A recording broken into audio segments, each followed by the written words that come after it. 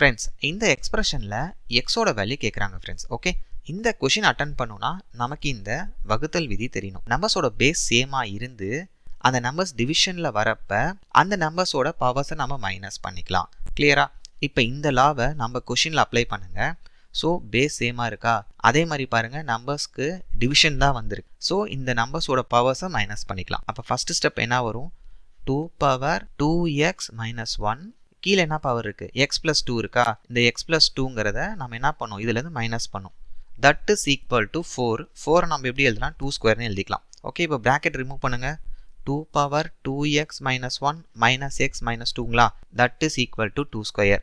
அப்போ 2 power x minus 3 equal to 2 square. இப்போ இங்கே பாருங்கள் பேஸ் சேமாக இருந்து ஈக்குவல் டூவில் இருந்தால் பவர்ஸை நம்ம அப்படியே ஈக்குவேட் பண்ணிக்கலாம்.